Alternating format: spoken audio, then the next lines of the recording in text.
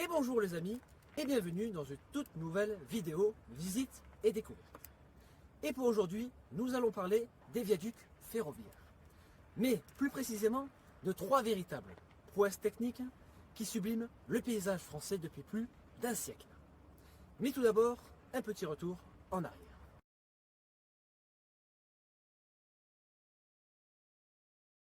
Avec le succès fulgurant des premières lignes au début du 19e siècle, le réseau ferroviaire va se développer à grande vitesse, en passant de 3000 km à 26 000 km en l'espace de 30 ans. Vers la fin du 19e, la construction des lignes en campagne s'accélère avec la loi Freycinet de 1879. Les rails qui parcourent des reliefs capricieux doivent traverser les montagnes et les fleuves. Pour cela, d'importants ouvrages sont construits. De nos jours, on les comptabilise, soit plus de 3000 tunnels et plus de 120 000 ponts ferroviaires sur tout le territoire. Nous allons découvrir ces ponts suspendus qui défient les lois de la gravité, construits avec des méthodes différentes qui les distinguent des autres et détiennent de nombreux records dans leur domaine. Essentiellement composés en acier, un matériau qui s'est proliféré durant la révolution industrielle de 1865, devenant l'atout majeur grâce à ses performances techniques et à sa maniabilité. Il va permettre à ces tout nouveaux ponts de devenir une référence de choix et inspirer les prochains projets. On commence avec sûrement le plus connu de tous. Il se trouve dans le département du Cantal, à 10 km au sud de la ville de Saint-Flour. Il est juste derrière moi. Il est beau, n'est-ce pas? Le viaduc de Garenne.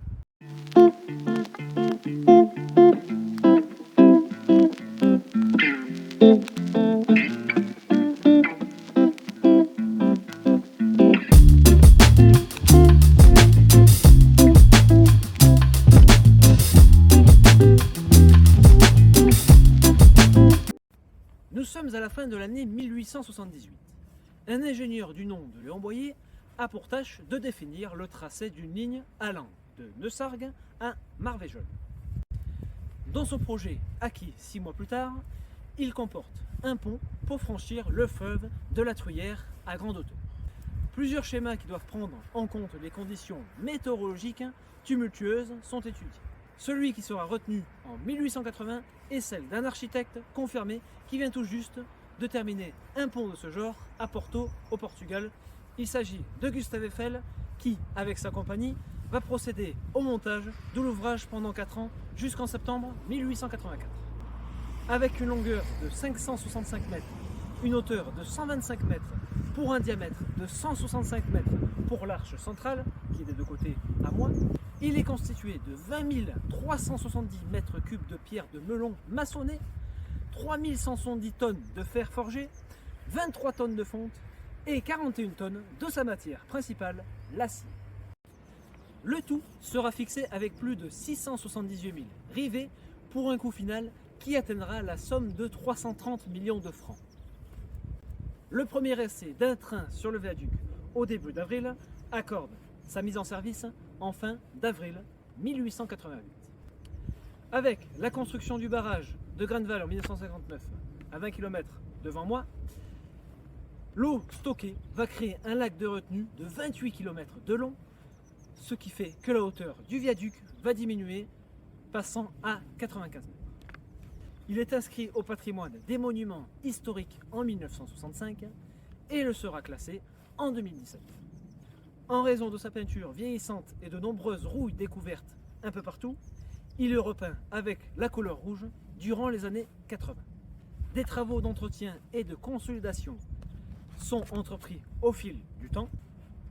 Il sera éclairé la nuit au début des années 2000. Donc si vous venez près du pont, il y a plusieurs endroits pour le prendre en photo, bien sûr magnifique.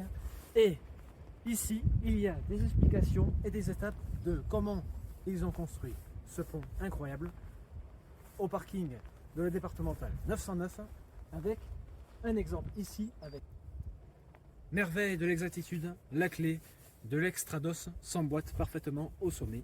Nous y sommes arrivés avec une précision presque mathématique, annonçant son architecte Gustave Eiffel.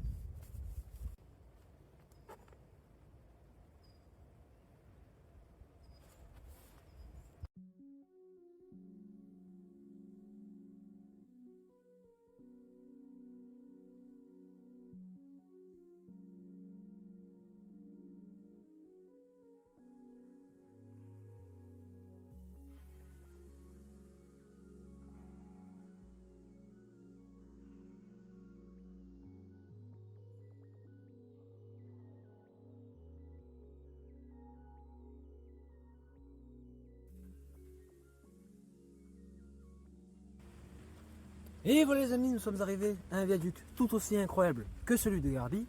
Il s'appelle le viaduc de Viorre qui traverse la vallée qui porte son nom. Il fait 460 mètres de longueur avec une hauteur de 116 mètres. Il se situe entre la commune de Tanus où nous sommes dans le département du Tarn et de l'autre côté le département de l'Aveyron dans la commune de Tauriac de Nassau. Vous voulez connaître son histoire? Alors je vais vous la raconter, c'est parti. Le tracé d'une ligne entre la ville de Rodez et la ville de Carmaux pour rejoindre celle de Castelnaudary est validé en décembre 1879. Elle comprend la construction de 5 ponts pour traverser les différents cours d'eau, dont un qui doit franchir la vallée de Viorre. Pour cela, un concours est organisé.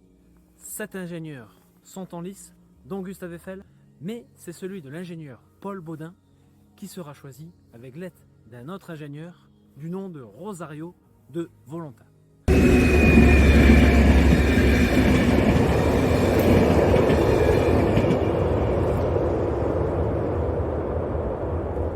Il sera construit en 1896 et sera inauguré le 6 octobre 1902. Avec un coût de plus de 2 700 000 francs, la construction qui comprendra plus de 3 800 tonnes d'acier. À partir de ce moment, et encore aujourd'hui, il est le seul pont de ce type construit dans le pays avec le plus long arc métallique jamais construit pour 220 mètres de diamètre au centre. Il sera classé au patrimoine des monuments historiques en 1984. Et on termine avec le dernier viaduc de cette vidéo. Celui-ci se démarque bien des deux autres par sa droiture parfaite, rien à dire là-dessus, et il se trouve en Auvergne. Je parle bien sûr du viaduc des Fades. Alors c'est parti.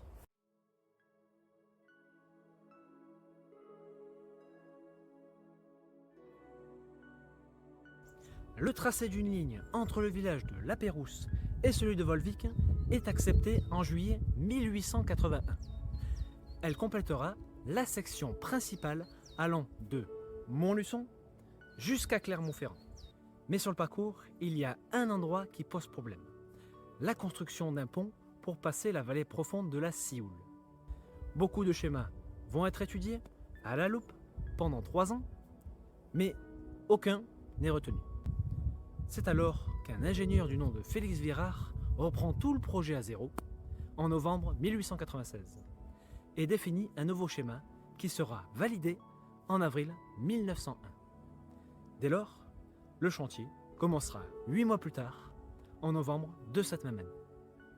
Ce projet est un pont semi-métallique composé de 3 travées en acier et fer laminé droit de 11 mètres de hauteur avec une longueur de 115 mètres pour les deux côtés et 144 mètres pour celui au centre.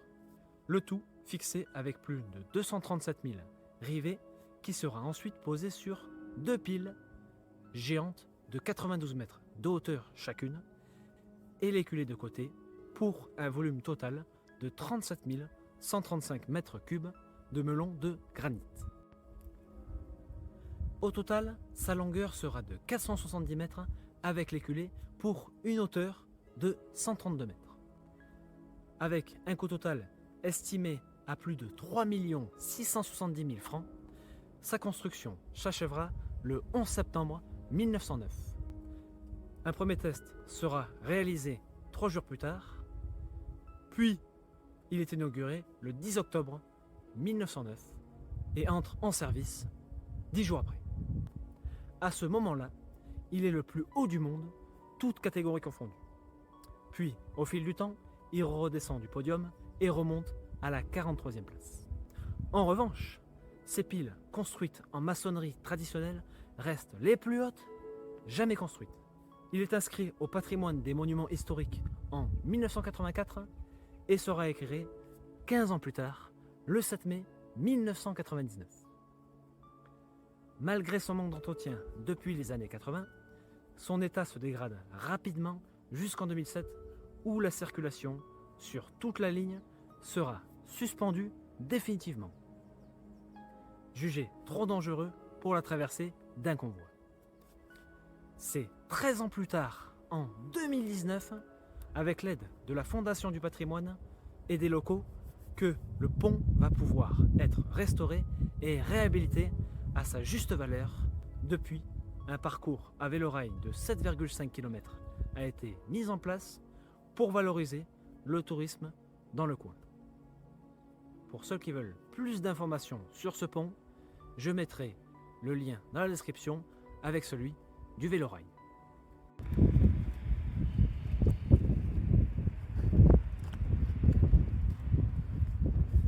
Et voilà les amis, c'est la fin de cette vidéo. Nous sommes au haut du Mont Aigoual, plus précisément à la station météorologique construite en 1882. Nous sommes à 1565 mètres d'altitude. Pour finir en beauté, passez une bonne semaine, un bon week-end, gardez le sourire. D'ici là, portez-vous bien et on se dit à très bientôt pour de nouvelles vidéos, visites et découvertes. À tous.